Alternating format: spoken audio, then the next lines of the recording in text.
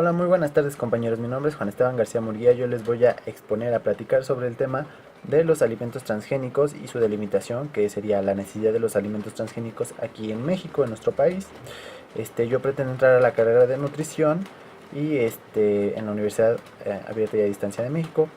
Entonces, pues vamos a empezar. Antes que nada debemos saber qué es un alimento transgénico. Los alimentos transgénicos son aquellos alimentos genéticamente modificados. Esto quiere decir que, bueno, les han quitado genes o les han agregado un grupo de genes para darles ciertas características. En este caso lo que se busca es mejorar el producto, que sea más resistente, que tenga mejor sabor, que sea más grande. Se supone que estas características ayudan a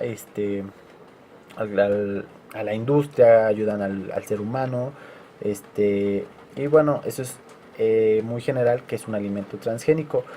Puede ser, por ejemplo, las frutas, las verduras, los animales también ya están siendo modificados para que tengan mejores beneficios para el consumo humano. Y bueno, eh, los alimentos transgénicos este, salen de bueno, se empieza un antecedente desde la Revolución Verde. La Revolución Verde es la denominación usada para describir el importante incremento de producción agrícola y por tanto de alimentos. En este caso en Estados Unidos, que fue de 1960 a 1980 en Estados Unidos, y de ahí se fue extendiendo a otros países. En este periodo que se le llamó Revolución Verde, se empezaron a sembrar muchos granos de maíz, muchos granos de trigo y muchos otros tipos de granos. Se podría decir que estaban haciendo el experimento, y bueno, se regaban con grandes cantidades de agua, con grandes cantidades de fertilizante y de plaguicidas. Bueno, pues para comprobar que los alimentos fueran seguros, ¿no? Fueran resistentes, que es lo que se estaba buscando en esa época y lo que se sigue buscando ahora, que bueno, ya los estamos consumiendo casi sin saberlo. Este, Hay una legislación, en 1997, es la legislación europea en materia de OGM, que en este caso este, quiere decir organismos genéticamente modificados. Este, los productos transgénicos deben cumplir ciertos criterios que establece esta legislación europea, como ya se los había dicho en 1997. Deben tener, entre estas características, deben ser útiles, deben ser eh, buenos para la salud humana, buenos para el medio ambiente, y que además mantengan estas características que se supone beneficiosas con el tiempo, las mantengan, que no se vayan perdiendo conforme generación con generación de plantaciones, ¿no? Hay una serie de procedimientos eh, establecidos para cada país, de este tipo de alimentos. Usualmente siempre son los mismos. Los tres principales, que en este caso se los voy a comentar, sería estudiar el material genético introducido. O sea, cualquier gen que le vayan a meter, no sé, al jitomate, tiene que haber sido ya estudiado para ver que no haya como una mutación mal hecha ahí, bueno, que realmente sea beneficiosa ese material genético para el producto, ¿no? Evaluar el riesgo de la transferencia del gen a otras plantas u organismos. Bueno, primeramente tienen que evaluar que cualquier gen que le van a meter a un jitomate, pues ese gen no nos afecte a nosotros, ¿no? Que nosotros que los vamos a consumir, si le ponen un gen que a nosotros nos podría perjudicar, pues sería muy grave. Entonces, eso es lo que se tiene que hacer: evaluar el riesgo de transferencia del gen a otras plantas u organismos. Y el número 3, que sería examinar la seguridad de los productos derivados del gen. O bueno, muy bien. Entonces, estas serían las características que tienen que cumplir los alimentos transgénicos, más o menos en cada país, para lograr que sean liberados, que se empiecen a comercializar y todo ese tipo de cosas. Muy bien. Las bases teóricas de los alimentos transgénicos. Las bases teóricas, o lo que se pretende hacer con estos alimentos, en principio son dos características fundamentales, la cual es la resistencia a los insectos y la tolerancia a los herbicidas, que se están usando demasiado, y que bueno, uno de los argumentos de los retractores de estos alimentos es que las plagas, los insectos, también se hacen resistentes a estos herbicidas conforme van comiendo estos alimentos, porque bueno, cada vez se van haciendo más fuertes los herbicidas y pues los insectos o las plagas pues se tienen que adaptar. Muy bien, los desarrolladores de este cultivo afirman que ambos rasgos agronómicos tienen como propósito aumentar el rendimiento de los cultivos y reducir los costos. Como les venía diciendo, reducir los costos, que sean más resistentes para que bueno, no tenga pérdidas, en este caso los grandes productores o los gobiernos, y bueno, que se pueda producir más en menos tiempo y cosas de ese tipo. Más que nada estos alimentos están enfocados a que no haya pérdidas, más enfocado a lo económico, porque beneficios directo hacia los que consumen este tipo de alimentos realmente sigue sin presentarse. No, también se ha demostrado que no nos hacen daño, pero eh, la, el argumento principal que promueven este tipo de alimentos es que son mejores porque genéticamente fueron modificados para darnos un beneficio, que sean más ricos en sus nutrientes, que sean pues mejores, pero realmente no es así. Muy bien, el riesgo de los alimentos transgénicos. Tienen varios puntos malos que se han investigado, pero cada uno de ellos ha sido como rebotado, no ha sido específicamente confirmado que realmente es algo que vaya a pasar. Tenemos por ejemplo las alergias, la pérdida de la biodiversidad, la contaminación genética, el incremento de la contaminación ambiental y el envenenamiento de la vida salvaje. Muy bien, las alergias, bueno, se supone que las alergias no pueden ser porque no se está agregando ningún otro tipo de alimento al alimento. No está siendo usado no está siendo usado ningún componente químico, no está siendo usado ningún reactivo que sea causantes de alergia en este tipo de alimentos. ¿Ok? La pérdida de la biodiversidad. Muy bien, la pérdida de biodiversidad se refiere a, en este caso, cuando un organismo es modificado genéticamente, puede que tenga algunas ventajas con respecto a sus demás congéneres no modificados. O sea, ellos van a poder resistir más tiempo, van a poder resistir más al clima, van a poder resistir más pues a ciertos factores para los cuales fueron hechos, y los demás de esa especie que no han sido modificados pues no lo van a poder resistir. Ellos van a empezar a tener un gran avance, a reproducirse, y bueno, el argumento es que esto podría causar una gran afectación en los niveles tróficos de de los ecosistemas.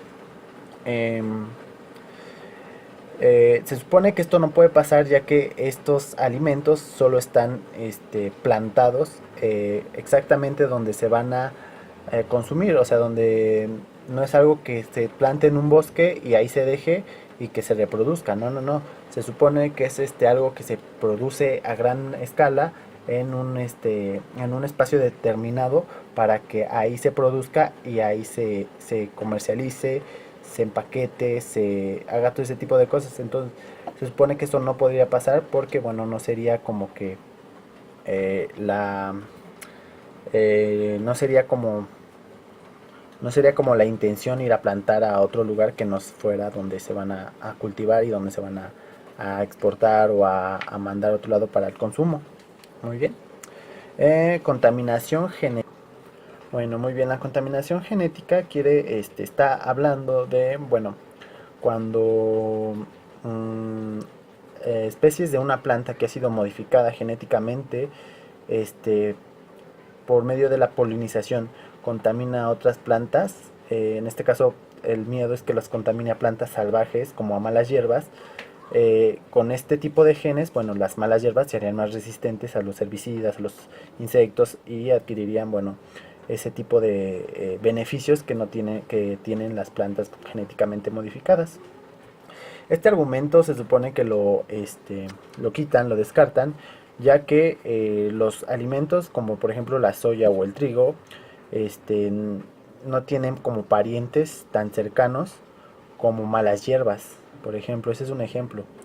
Y otro el que les comentaba, de que hay un espacio determinado para plantar este tipo de alimentos y que bueno, la contaminación de genética hacia plantas malas o hacia plantas que puedan dañar estos alimentos es eh, algo un poco que solo se podría hacer si alguien dijera, ¿sabes qué? Voy a modificar esta planta mala y la voy a plantar, porque pues por contaminación genética no se podría hacer, porque solo se puede hacer entre este tipo de contaminación o de traspaso de genes solo se podría hacer entre plantas muy cercanas, y las plantas que en la actualidad se cultivan genéticamente modificadas no tienen parientes como malas plantas o hierbas malas o maleza, todo ese tipo de plantas invasivas que dañan los cultivos. No hay parientes cercanos de los alimentos que actualmente se plantan este, para el consumo humano. ¿Ok? Otra de las consecuencias o de los riesgos que se dicen que es el incremento de la contaminación ambiental. La contaminación genética habla de que, bueno, los herbicidas, al estos alimentos estar genéticamente modificados y tener mayor resistencia pues, a los herbicidas, esto que hace referencia a que usan más herbicida, o sea, contaminan más, a que pueden usar grandes cantidades sin preocuparse porque las plantas tengan algún tipo de daño, ¿no? Se supone que esto no puede ser, que esto no lo hacen porque el herbicida más fuerte que se usa, que es el glifosfato, este, se usa en plantas que son transgénicamente modificadas, bueno, que son genéticamente modificadas y que se usa la misma cantidad que en las plantas que no lo son, en los alimentos que no lo son. Entonces, no se podría decir que hay más contaminación. O sea, sí contaminamos, pero pues no es más ni es menos. Sigue siendo la misma, pero bueno, seguimos contaminando. Muy bien. Otro de las desventajas o de los riesgos de los alimentos transgénicos es el envenenamiento de la vida salvaje. El envenenamiento de la vida salvaje. Este envenenamiento se refiere a los insectos que no hacen daño a las plantas.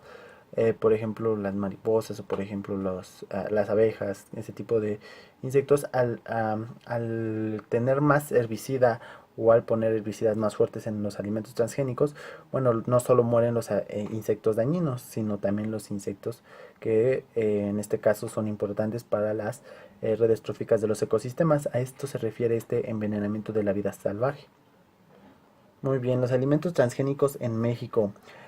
Un 96% de los consumidores mexicanos ignora qué son los transgénicos o no saben qué están comiendo. Y en estos alimentos, en tanto que un 98% de los mexicanos opinan que las empresas deben informar y etiquetar si sus productos contienen transgénicos.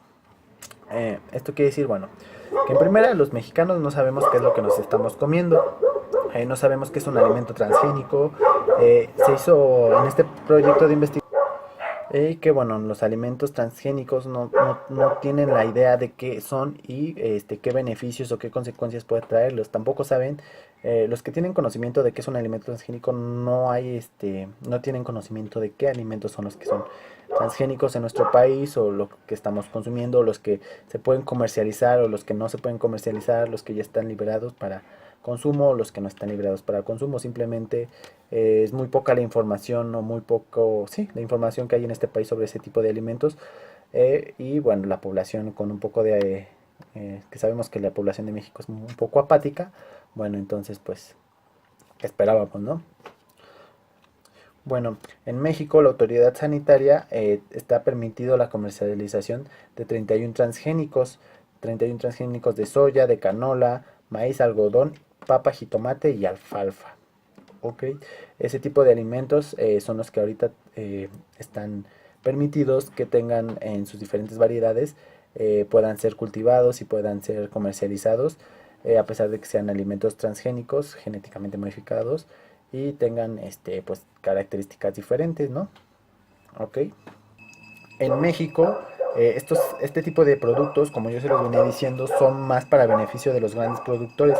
Este tipo de productos no les beneficia en absolutamente nada a los pequeños productores que tienen pequeñas parcelas sembradas de diversos cultivos, por ejemplo, con frijol, haba, calabaza, quelites, además del maíz.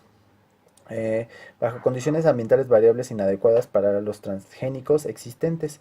O sea que pues todo este tipo de alimentos que ahorita están comercial y que están permitidos, solo les funcionan a los grandes productores, a las grandes empresas eh, que producen a grandes cantidades y en espacios establecidos ya un poco ambientados para su producción.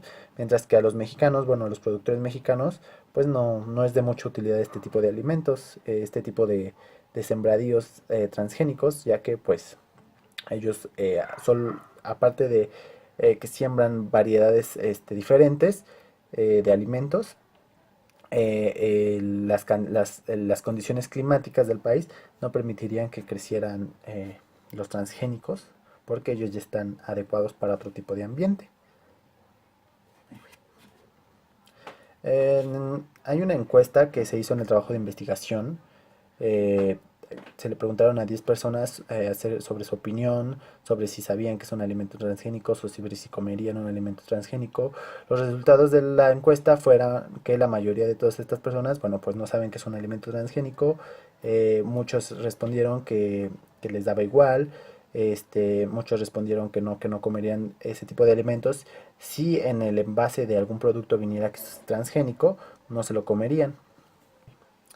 Bueno, también existe la ley de bioseguridad de organismos genéticamente modificados que está vigente en México. La presente ley es de orden público y de interés social.